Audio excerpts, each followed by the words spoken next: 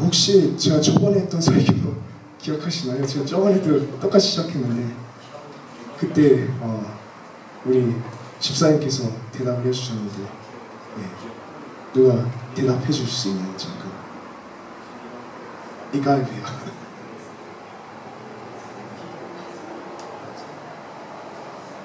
박혜린 집사님. 예? 잠깐. 뭐라고 말씀하셨죠? 소망. 예, 맞습니다. 소망에 대해서 설교했습니다. 예. 저희가 시편 3편에 나오는 상황을 다 같이 한번 봤었죠. 그리고 다윗이 어떠한 상황에 처했는지도 다 같이 봤고, 그때 저희가 얻은 것이 무엇입니까? 절망적인 상황에서도 우리는 먼저 주님을 찾고 정직한 기도로 나아가야 된다고 제가 말씀드렸는데, 우리는 오직 주님에게 희망을 둬야 됩니다. 그리고 그 주님을 바라보며 그 주님께서 저희들이 주님을 바라볼 때 모든 두려움을 없애시고 또 저희들을 도와주십니다. 왜냐? 살아계신 하나님이시기 때문에. 그리고 우리를 구원하시는 주입니다. 그래서 우리는 자동적으로 주님께 영광을 돌리게 되죠. 제가 이런 내용을 가지고 저번에 설교했는데 지난번에 약속드린 대로 오늘은 믿음을 가지고 설교를 하게 될 텐데요.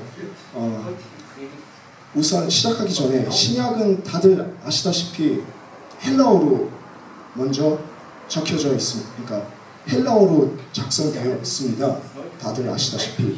그리고 믿음에 대해서 꽤 많은 내용이 나오는데요. 이 믿음에 대한 단어를 사용한 헬라어가 있는데 혹시 아시는 분 계신가요? 그레이스가 있네요. 신약하는 그레이스. 다비트. 다비트도 신약합니다. 분명 알 거라고 생각합니다. 너무나 뛰어난 형제라서 많이 쑥스러움을 타는 것 같은데, 피스티스라는 단어를 사용하는데요. 피스티스? 이 단어는 이제 믿음을 뜻하는 거죠. 이 피스티스에 대한 주제를 신약은 많이 다루고 있습니다. 엄청 많이 다루고 있는데 특히 로마서에서 믿음이 무엇인지 정확히 나와 있습니다. 우리가 잘 아는 마틴 루터도 로마서를 연구함으로써 그 유명한 이신칭이라는 교리를 얻게 되었습니다. 오늘의 성경 구절은 이 가르침의 핵심 요소입니다. 16절, 17절을 저희가 봤죠. 또 다른 위대한 개혁자인 존 켈빈은 로마서에 관해 다음과 같이 말했습니다. 로마서는 성경에 있는 모든 보물의 문을 열어준다. 그러니 이 시간 세상에서 얻을 수 없는 보물을 저희가 얻고 가야 되겠죠. 이 보물을 오늘 말씀을 통해서, 로마서를 통해서 얻길 원합니다. 그래서 그 얻은 것을 가지고 우리 삶에 사용하면서 누리고 삽시다. 본서는 사도 바울이 로마를 방문하기 전에 그들에게 구속 사역을 행하신 예수님은 오직 믿음으로만 얻을 수 있다는 것을 가르칩니다. 제가 아까 말씀드린 이신득이, 다르게 얘기하자면 이신칭이라는 걸 가르치는데요.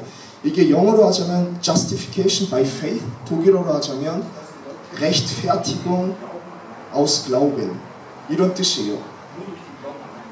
당시 로마에는 예수 그리스도를 믿는 소수의 유대인들과 그 밖에 이방인들로 구성된 교회가 있었는데, 이 교회는 아마도 오순절, 저희가 다 아는 성령 강림 때 예루살렘에 왔던 로마 거주 디아스포라 유대인들과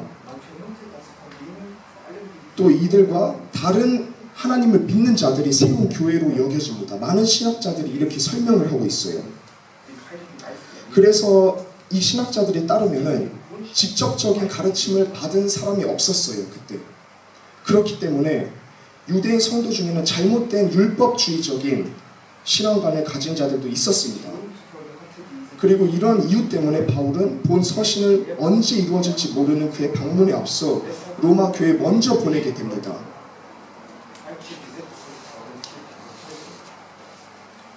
먼저 다 같이 16절을 한 번 더 같이 읽어볼까요? 시작! 내가 복음을 부끄러워하지 아니하노니 이 복음은 모든 믿는 자에게 구원을 주시는 하나님의 능력이 됨이라. 먼저는 유대인에게요 그리고 헬라인에게보다. 아멘. 바울은 이렇게 시작합니다. 여기서 내가 복음을 부끄러워하지 아니하노니. 제가 분명히 말씀드렸죠. 오늘 주제는 믿음이라고. 근데 바울은 여기서 먼저 복음을 언급합니다. 믿음과 신앙생활에 대해 얘기할 때 자기가 전혀 부끄러워하지 않는다는 복음을 먼저 얘기합니다. 믿음에 대해 설명하기 전에 우선 무엇을 믿는지 얘기를 하는데 왜 먼저 복음에 대해서 얘기를 할까요? 왜냐? 우리가 무엇을 믿는지 확실하게 정해야 되기 때문입니다. 우리는 하나의 공동체로서 무엇을 믿고 있습니까? 우리가 믿어야만 하는 복음은 정확히 무엇입니까? 이것을 먼저 해결을 해야 됩니다. 복음은 하나님의 구원 역사입니다. 하나님은 사람들의 죄와 죽음에서 구원하시기 위해서 하나의 길을 만들어 놓으셨어요. 다들 잘 아시다시피 이 길은 예수님을 통해서 만드신 길인데 내용은 간단하게 요약해서 말씀드리자면 이렇습니다. 하나님의 아들인 예수님이 세상에 오셨는데 우리들이랑 똑같은 인간이셨어요. 근데 그분이 죄 없이 사시다가 십자가에서 내 죄를 위해서 희생 제물로 죽으셨습니다. 돌아가셨어요.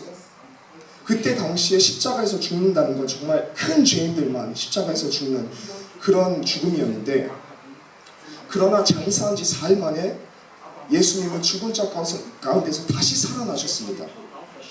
그리고 한 40일 정도 이 세상에서 사시면서 형제 자매들에게 제자들에게 자신을 보여준 후 하나님의 나라로 승천하셨습니다.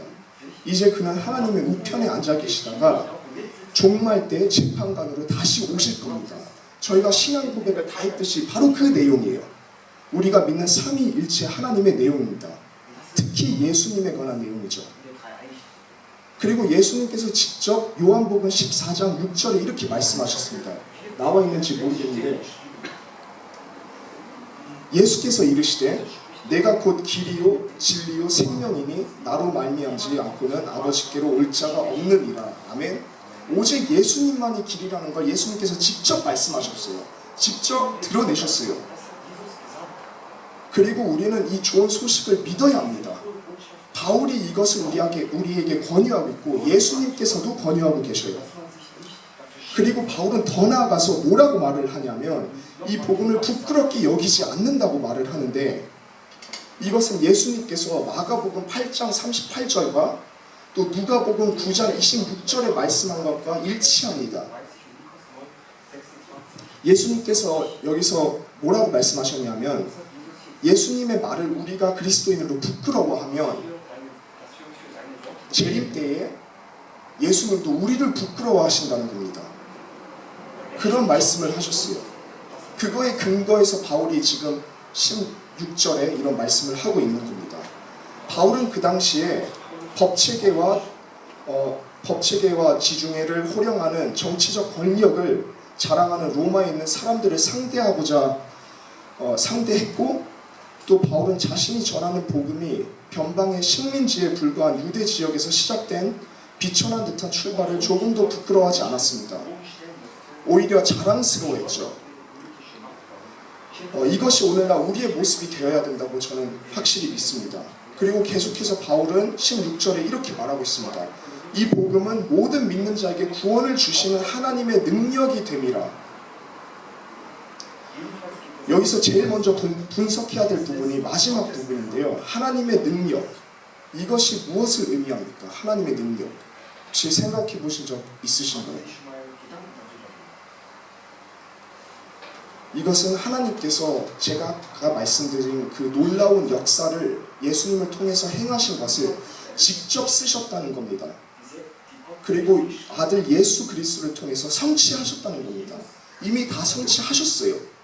하나님은 자신의 방법과 방식대로 복음을 통해 구원을 이루셨고 이것은 하나님의 능력입니다. 이것은 오직 하나님만 할 수 있는 거예요. 우리는 인간으로 절대 할 수 없는 겁니다. 하지만 어떤 목적을 가지고 이런 일을 하셨습니까? 이유가 무엇이죠? 이유가 항상 중요하잖아요. 독일 사람들 항상 저한테 물어봐요. 와홈. 한국에서 자라서 한국에서 학교를 다녔기 때문에 와룸이라는 질문을 내가 생각을 많이 안 했는데 학교에서 항상 물어보더라고요. 와홈. 제가 뭘 생각하면 너 왜 그렇게 생각해? 나 그냥 그렇게 생각했는데 왜에 대해서 생각을 안 했는데 복음에서도 똑같습니다. 왜가 중요한데 왜 그렇게 하셨습니까? 이 복음은 모든 믿는 자에게 구원을 주시는 이렇게 나와있죠. 16절에 죄와 죽음으로부터 구원. 다시 말하자면 이 세상과 저 세상 이승과 저승에서 우리를 구원한다는 것입니다. 이게 이유예요. 우리와 죄와 죽음을 승리로 이끌고 우리를 구원하신다는 이유가 있습니다. 누구를 위해? 모든 믿는 자를 위해. 16절 마지막에 보면 먼저는 유대인에게 그리고 헬라인에게라고 되어 있는데요. 즉 복음을 믿는 사람은 누구나 구원을 받습니다. 유대인이든 이방인이든 상관없이. 하나님께서 당연히 먼저 유대인을 선택하셨지만 그래서 바울이 먼저 유대인이라고 여기 언급을 하지만 모든 민족에게 동일한 선택권을 주셨습니다. 구원을 받을 수 있고 못 받을 수 있는데 이거는 특히 유대인이라고만 받는 것이 아니라 동일하게 다 받을 수 있습니다. 복음은 모든 인간을 구원하는 능력이 됩니다. 그러니까 설명하자면 누구나 복음을 통해서 구원을 얻을 수 있습니다. 그 이유는 하나님의 칭의가 계시되기 때문입니다. 17절에 더 자세히 나오는데 조금 이따 자세히 다 같이 살펴보겠습니다. 많은 사람들이 구원의 이야기를 알고 있죠. 특히 독일 사람들이 되게 잘 알고 있어요. 왜냐? 기독교 역사가 너무나도 오래 뿌리 박혀 있고 너무나도 오래됐다 보니까 이야기는 되게 잘 알고 있어요. 근데 믿지를 않습니다. 이게 큰 문제입니다. 또한 많은 크리스찬들이 성경을 그대로 완벽하게 처음부터 끝까지 믿지 않는 사람들이 있습니다. 이거는 내가 좀 믿을 수 있겠어. 하지만 이 말씀은 내가 믿기 어렵구나. 아니면 이거는 내가 내 인생에 잘 적용할 수 있는데 이 말씀은 좀 안 맞는 것 같아. 내가 알아서 해석해서 내 마음대로 읽고 내 마음대로 내 삶에 적용해야지라고 많은 사람들은 생각을 하고 또 그렇게 행동으로 옮깁니다. 하지만 성경에 보면은 하나님은 알파와 오메가라고 되어 있죠. 시작과 끝입니다. 저희들은 시작부터 끝까지 모든 것을 믿어야 돼요. 당연히 오늘 말씀이 믿음이 주제이기 때문에 복음에 포커스를 맞추고 있지만 저희들은 성경 전체를 믿어야 합니다. 아멘. 다들 그리스도인으로 동의하시는 거죠? 우리는 믿어야 됩니다. 성경 전체를 그대로, 하나님 말씀 그대로. 그러면 이 복음을 우리가 소유를 해야 되는데, 믿음으로 쟁취를 해야 되는데 이 믿음이 뭘까요? 그리고 어떻게 이 믿음을 얻을 수 있고 또 어떻게 믿음을 통해서 복음을 얻고 구원을 얻을 수 있을까요? 이게 정말 중요한 질문인데 이걸 다 같이 한번 17절을 통해서 살펴봅시다. 먼저 17절 다 같이 다시 한번 읽어보겠습니다. 시작. 복음에는 하나님의 의가 나타나서 믿음으로 믿음에 이르게 하나니 기록된 바 오직 의인은 믿음으로 말미암아 살리라는가 같으니라. 아멘.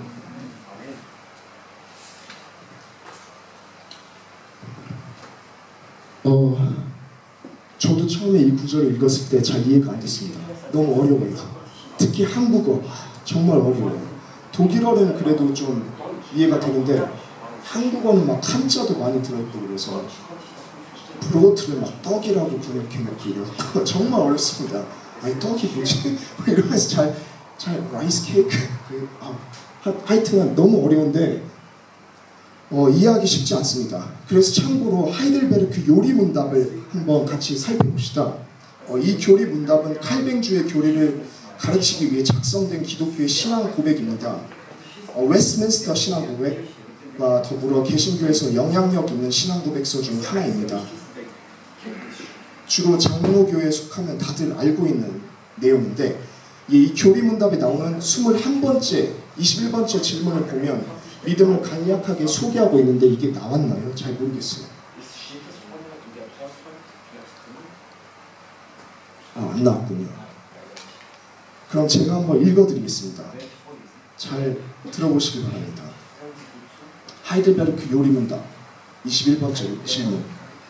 참된 믿음이란 무엇입니까? 답. 참된 믿음이란 하나님께서 성령을 통하여 우리에게 계시하신 모든 것을 내가 진실되다고 아는 참된 지식이며 또한 전적인 신뢰입니다. 전적인 신뢰는 복음을 통하여 성령께서 내 안에 창조하신 것으로 죄를 용서하고 영원한 의로움과 구원을 얻게 하기 위하여 남들과 함께 나에게도 하나님께서 값없이 주신 것입니다. 이러한 것들은 순전히 그리스도의 공로로 주어진 은혜의 선물입니다. 아멘. 정말 잘 요약해서 표현했는데요. 자, 이제 오늘의 말씀으로 본문으로 돌아가서 다시 한번 17절을 다시 한번 읽어볼까요? 시작. 복음에는 하나님의 의가 나타나서 믿음으로 믿음에 이르게 하나니 기록된 바 오직 의는 믿음으로 말미암아 살리라 함과 같으니라. 아멘. 믿음은 어디서 오는 걸까요? 그리고 어떻게 생기는 걸까요? 이런 질문을 한번 해보셨습니까? 우리가 주로 많이 얘기하죠. 하나님 믿기 정말 어렵다. 보이지도 않고, 보이면 좀 믿겠는데 보이지도 않고 너무 어렵다. 이런 생각을 많이 했는데 잘 믿어지지 않아요. 우리의 힘으로, 우리의 믿음으로, 우리의 생각으로 우리가 하나님을 생각하고 믿으려고 해서입니다. 믿음도 하나님으로부터 옵니다. 왜냐? 우리가 하나님의 말씀을 알 수 있는 것부터가 그가 그의 말씀을 계시했기 때문입니다. 우리가 하나님을 알 수 있는 건 우리가 하나님을 찾아서가 아니에요. 하나님께서 직접 계시를 하셨기 때문입니다. 그래서 저희가 성경 전체를 보면은 요한계시록도 마찬가지고 하나님께서 자기 자신을 드러내십니다. 그래서 우리가 하나님을 알 수 있는 거예요. 이것이 제일 중요합니다. 그리고 한국어에는 나타나서라고 되어 있는데, 나타나서 독일어 성경을 보면 geoffenbart 되어 있어요. 영어로 revealed. 독일어가 제일 정확합니다. 오리지널 버전에 따르면. 이게 무슨 뜻이냐면 하나님께서 자기 자신을 계시했다는 거예요. 하이델베르크 요리본답에도 보면 우리에게 계시하심이라고 제가 아까 말씀드렸는데, 또한 이것을 바로 아는 참된 지식이 필요하며, 그 다음 문장이 참 중요한데 제가 아까 뭐라고 했죠? 또한 전적인 신뢰입니다. 전적인 신뢰는 복음을 통하여 성령께서 내 안에 창조하신 것으로, 이렇게 되어 있어요. 삼위일체 중 한 분이신 성령님께서 창조하신다고 되어 있어요. 그 의는 17절에 나오죠. 그의 의는 오직 믿음으로만 가능합니다. 그런데 중세 시대를 보면 중세 교회는 믿음과 인간의 공로를 동시에 강조했기 때문에 마틴 루터가 개혁을 했죠. 종교개혁. 501년 전에 네, 종교개혁을 했는데, 바로 이런 이유를 대고 바로 이런 저희가 살펴봤던 이유를 대면서 얘기한 거예요. 아니다, 오직 믿음이다. 그러면서 라틴어로 한 게 솔라 피데라고, 오직 믿음, 이렇게 설명을 했는데, 저희가 에베소서 2장 8절에서 9절을 다 같이 한번 읽어보겠습니다. 시작. 너희는 그 은혜에 의하여 믿음으로 말미암아 구원을 받았으니 이것은 너희에게서 난 것이 아니요 하나님의 선물이라. 행위에서 난 것이 아니니 이는 누구든지 자랑하지 못하게 합니다. 아멘. 구원은 예수라는 그 은혜와 우리의 믿음으로 가능합니다. 이것을 꼭 기억해 주시길 바랍니다. 우리가 받을 가치가 있거나 우리가 합당해서가 아니에요. 하나님의 선물이에요. 우리의 힘으로 얻었다면 우리가 우리 자신을 자랑하겠죠. 내가 대단해서, 내가 뭘 해서. 근데 그게 아니라 하나님께서 그냥 주시는 거예요. 선물로. 그렇기 때문에 우리는 우리 자신을 자랑할 필요가 없고 또 해도 안 됩니다. 하나님은 하나님의 거룩한 계획에 따라 그의 은혜와 자비를 통해 믿음을 주시고 또 구원을 얻게 하시기 때문에 오직 하나님의 뜻에 따라 믿고 우리는 또 그 모든 영광을 주님께 돌려야 됩니다. 아멘. 어떤 유명한 신학자가 다음과 같이 말했습니다. 믿음은 하나님께서 하신다는 것, 우리가 받아들이기 오래전에 이미 하셨다는 것, 즉 하나뿐인 아들의 십자가의 죽음, 이것에 완벽하게 놀라 이것을 인지하는 것이다. 이렇게 말을 했는데요. 이것을 짧게 요약해서 또 말씀드리자면 로마서 5장을 이 사람이 서머라이즈해서 요약해서 한 문장으로 만든 건데, 우리는 어떻게 놀랄 수 있으며 어떻게 이것을 인지할 수 있습니까? 복음을 하나님께서 우리에게 모든 것을 주셨기 때문입니다. 복음 자체도 주셨고 저희들이 누리는 모든 것을 하나님께서 주셨습니다. 그렇기 때문에 참된 믿음은 실제로 그 당시 일어난 이야기뿐만 아니라, 이야기 아는 거는 제가 아까 말씀드렸다시피 많은 사람들이 알아요. 특히 독일 사람들이 잘 압니다. 이 이야기를 아는 것뿐만 아니라 믿고 성령님의 도우심을 통해 그 역사의 영향과 효과까지 믿는 것입니다. 우리들은 이 영향과 효과를 다 알죠. 이 효과가 뭐죠? 우리들을 죄와 죽음에서 구원하시는 힘. 믿음은 예수님에 대한 확신 또는 아주 강하게 확실하는 신뢰입니다. 따라서 믿음은 받아들이고 얻고 획득하여 붙잡아 절대 놓지 않는 것이라고 신학자들은 말합니다. 다른 말로 하자면 믿음은 하나님께 희망을 품고 그분을 의심 없이 모든 면에서 모든 상황에서 신뢰하며 의지하고 성령님의 도우심으로 나아가는 겁니다. 그리고 이 모든 것이 하나님의 은혜이기 때문에 그분께 마지막에 뭘 하죠? 영광을 돌리는 거죠. 자동적으로 이건 돼요. 하나님께서 모든 것이 왔다는 걸 인식하는 그때부터.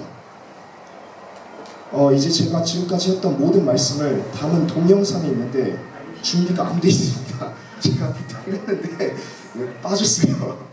되게 죄송하게 생각합니다. 무슨 동영상이냐면 한국 분들은 다 아실 텐데, 제가 한국에서 주일학교 다녔을 때 배운 곡인데, 제가 원래 동영상을 보여드리려고 했는데 노래를 잘 못하지만 이런 노래예요. 제가 독일어로도 번역해 놨으니까 한번 번역해 주시기 바랍니다. 그냥 읽겠습니다. 노래보다. 돈으로도 못 가요 하나님 나라. 율동도 아십니까? 그 동영상 못 본다는 게. 힘으로도 못 가요 하나님 나라. 거듭나야 가는 나라 하나님 나라. 믿음으로 가는 나라 하나님 나라. 2절입니다. 벼슬로도 못 가요 하나님 나라. 지식으로도 못 가요 하나님 나라. 거듭나야 가는 나라 하나님 나라. 믿음으로 가는 나라 하나님 나라. 3절입니다. 어여뻐도 못 가요 하나님 나라. 예뻐도 못 간다는 거죠. 아무리 잘생겨도. 마음 착해도 못 가요 하나님 나라. 거듭나야 가는 나라 하나님 나라. 믿음으로 가는 나라 하나님 나라. 율동이 되게 귀여워요. 이렇게 하는 건데 동영상이 잘 없어서 참 아쉽네요. 네. 제가 아까 말씀드렸다시피 교회학교에서 배운 곡인데, 이 곡이 참 신기한 게 어렸을 때 배웠는데 아직도 가사랑 율동이랑 다 기억나요. 좀 창피해서 여기서 앞에서 노래 부르면서 율동 못하겠지만 참 신기하더라고요. 그래서 어릴 적 배운 것들이 참 오래 남는구나 다시 한번 생각하게 됐습니다. 제가 왜 여러분에게 이 동영상을 보여드리려고 했던 걸까요? 아니면 이 내용을, 이 찬송가의, 어린이 찬송가의 내용을 왜 말씀드리는 걸까요? 첫 번째, 오늘 말씀에 나온 구원을 얻기 위한 전제 조건이 잘 묘사되어 있어서입니다. 우리는 오직 믿음, 솔라 피데를 통한 복음으로만 구원받습니다. 이것이 길입니다. 이것밖에 없어요. 이 길밖에. 다른 것은 없습니다. 어떠한 행위도 필요 없습니다. 왜냐? 우리 주님께서 이미 다 행하셨기 때문입니다. 십자가에 달렸을 때, 십자가에 예수님께서 달리셨을 때 말씀하셨어요. 다 이루었노라. 다 행하셨어요. 그래서 행함이 필요 없어요. 그냥 믿기만 하면 되는데, 이것이 바로 좋은 소식, good news, 영어로 gute Nachricht, 독일어로 복음입니다. en Evangelion, 그리스어로 하자면 이 복음을 통해서 우리는 이 세상에서도 은혜를 받으면서 하나님의 자녀로 살지만 이 복을 통해서 제가 또 말씀드리고 싶었던 게 뭐냐면 천국을 소망하며 살아야 됩니다. 가는 나라가 있다는 거예요. 우리가 죽으면 제가 아까 전에도 말씀드렸다시피 이승과 저승에서 우리는 구원을 얻습니다. 그러니까 이 세상에서만 하나님 믿으면서 정말 즐겁게 사는 게 아니라 죽으면 영원한 나라에 하나님 나라에서도 우리 행복하게 살 수 있습니다. 둘째는 오늘 말씀인 17절 마지막 부분에 보면 믿음으로 믿음에 이르게 하나니 기록된 바 오직 의인은 믿음으로 말미암아 살리라 함과 같으니라고 되어 있습니다. 이것이 무엇을 뜻하고 있습니까? 제가 아까 잠깐 낭독해드린 찬송에는 후렴 부분에 나옵니다. 거듭나야 가는 나라 하나님 나라, 같은 내용이에요. 제가 무슨 말씀을 하고 싶은지 혹시 아십니까? 믿음으로 믿음에 이르게 하나님. 처음에 나오는 믿음은 정확히 오리지널 버전으로 이렇게 돼 있어요. ek pisteos. 이게 무슨 뜻이냐면 믿음에서부터 라는 뜻이에요. 그리고 두 번째는 eis pistin이라고 나와 있어요. 이것은 믿음에 거한다 이런 뜻인데 이 두 가지의 믿음을 나눠서 얘기하자면 첫 번째 믿음은 복음을 받아들이고 신앙생활을 시작하는 믿음이라면 제가 처음에 얘기했죠. 설교할 때. 두 번째 믿음은 믿음의 방향, 즉 믿음을 가진 뒤 성도가 궁극적으로 지향해야 할 믿음의 상태를 의미합니다. 그러니까 무슨 뜻이냐면 쉽게 말하자면 이 후자의 믿음은 첫 번째보다 더욱 성숙한 믿음이고요. 그리고 즉 성화의 상태를 의미합니다. 성화가 영어로 하자면 sanctification, 독일어로 하자면 heiligung. 그러니까 저희가 홀리하게 살아야 된다는 거예요. 이제 예수님을 받아들였으면 성령님이 우리 안에 거하시잖아요. 그래서 성령님의 말씀에 따라 우리가 홀리하게 살아야 된다는 겁니다. 이게 믿음입니다. 성경을 봐도 수없이 이런 얘기가 나옵니다. 우리가 오늘 로마서를 읽어서 바울을 예로 들자면 원래 이름이 사울이었는데 다마색에서 예수님을 만나죠. 그리고 자기에게 예수님이 나타나요. 바울이 예수님 어디 있습니까? 찾은 게 아니라 예수님이 먼저 바울에게 나타나요. 그리고 진정한 하나님을 믿게 되고 예수님을 통해서 진정한 하나님, 아버지인 하나님을 믿게 돼요. 그리고 바울로 이름까지 바꿔버렸습니다. 바울이 작은 자라는 뜻인데 이름이 이렇게 이름까지 바꿔드리고 완전 새로운 삶을 삽니다. 성령 충만을 받아서 아나니아라는 사람에게 뭘 받죠? 세례를 받고 사울의 삶을 버리고 작은 자인 바울로서 새로운 삶을 시작해요. 이 내용은 사도행전 9장에 나오는 내용입니다. 관심 있으시면 한번 읽어보시기 바랍니다. 그러면 이 말씀을 오늘날 우리에게 적용해보자면 무엇을 의미합니까? 우리가 진정으로 하나님을 믿을 때 믿음은 항상 변화를 일으키고 행동을 통해서 나타난다는 거예요. 성경도 말씀하고 있습니다. 죽은 믿음, 그러니까 toter Glaube, lebendiger Glaube, 죽은 믿음, 진정한 사는 믿음, 살고 있는 삶을 진정한 삶을 주는 믿음, 이런 믿음으로 나눠지는데 먼저 하나님을 진정하게 믿게 되면 우리의 죄가 우리에게 분명해집니다. 나는 죄인이구나. 이것을 통해 우리는 회개를 하게 됩니다. 성령님을 통해서 우리는 하나님께 나아오고 하나님은 우리를 성령님으로 채우시고 또 대부분의 사람들은 교회에 나와서 세례를 받죠. 세례를 받고 영적인 양식을 매일 먹습니다. 주일뿐만 아니라 매일 먹습니다. 성경을 읽으면서 기도하면서 매일 먹죠. 이것이 하나님께서 우리에게 바라는 믿음의 삶이에요. 이것이 일상이 됩니다. 일상이 되면 진정한 믿음이 이 모든 것을 가능케 합니다. 우리의 모든 삶을 변화시키고 이 진정한 믿음이 정말 제가 아까 말씀드렸던 모든 것을 가능케 하고 또 앞으로 더 앞으로 나아가 우리의 삶에 변화를 줍니다. 행동이 바뀝니다.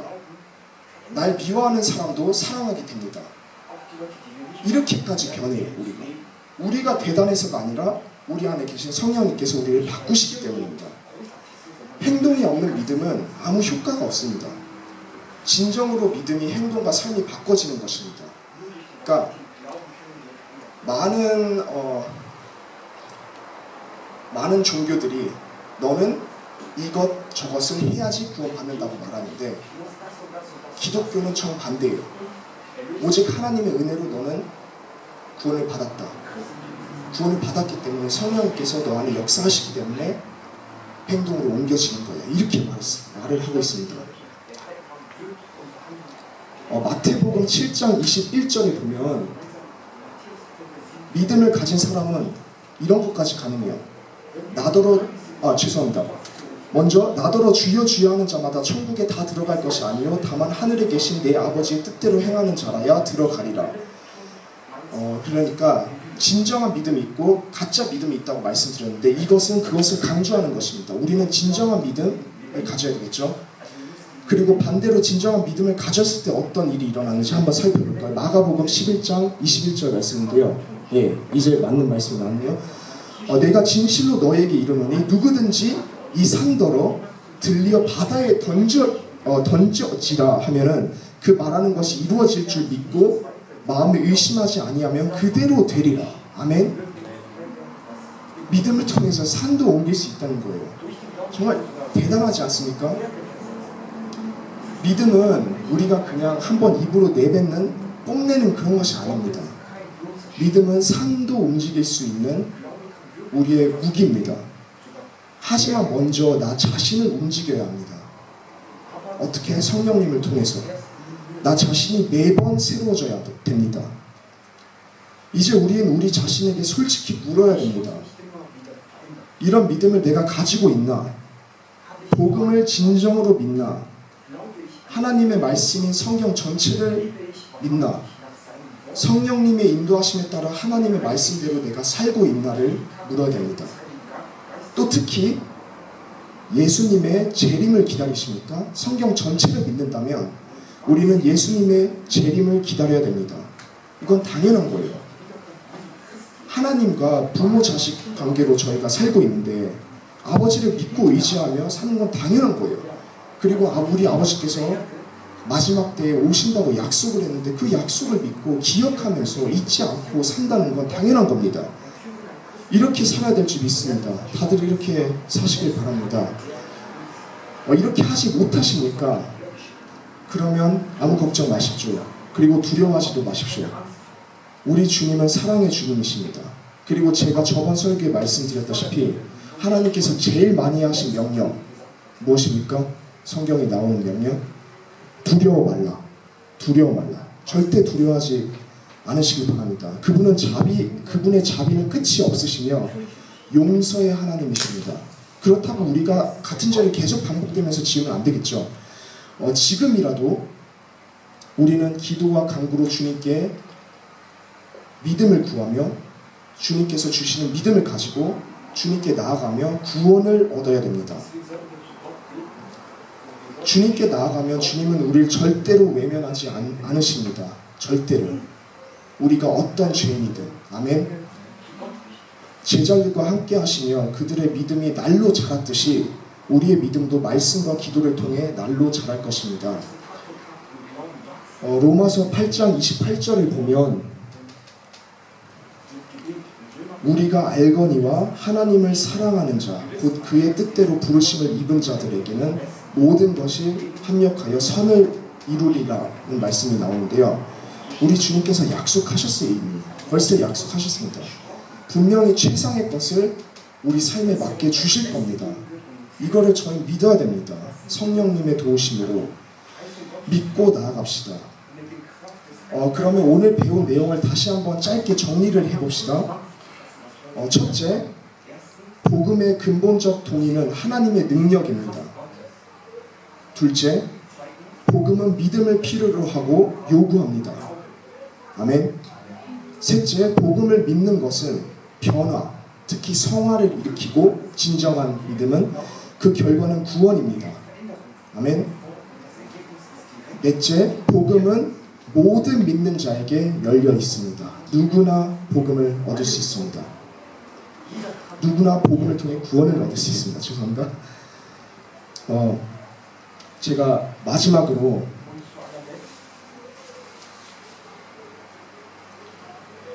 이 복음을 우리가 어떻게 하면 우리만 누리지 않고 나눌 수 있을까를 많이 생각해 봤어요. 왜냐하면 오늘 말씀에도 써져 있잖아요. 모든 민족에게, 유대인과 또 헬라인에게 우리가 나눠야 되는데, 이것이 바울의 목적이었고 또 예수님도 이것을 위해서 사셨습니다. 제자들에게 또 많은 사람들에게 복음을 나눠주셨어요. 우리도 이렇게 살아야 되는데 이게 마지막 포인트예요, 오늘의. 그러니까 우리가 얻는 건 당연한 거고 우리가 먼저 얻어야 되고 나눠줘야 되겠죠. 좋은 건 나눠야죠, 서로. 근데 어떻게 하면 예수님과 바울처럼 나눌 수 있을까? 잘할 수 있을까? 저희가 매주 전도를 나가잖아요. 정말 쉽지 않아요. 매번 느끼는 건데 정말 어렵습니다.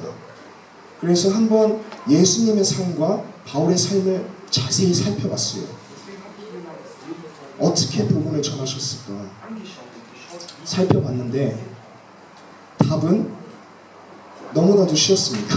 제가 막 여기저기 막 성경을 다 찾아봤는데 우리 교회 나오는 표어더라고요. 성령 충만 주의 증인. 사도행전 1장 8절. 성경 있으신 분은 찾아보시기 바랍니다. 이게 마지막 성경 구절인데 제가 일부러 안 넣었어요. 이거 다 같이 한번 찾아보려고. 성경책 가지고 오신 분은 한번 찾아보시기 바랍니다. 사도행전 1장 8절. 제가 생각할 때 저희 독일 청년들은 GYG 모임에 항상 오기 때문에 다 외웠을 거라고 믿습니다. 이 내용을.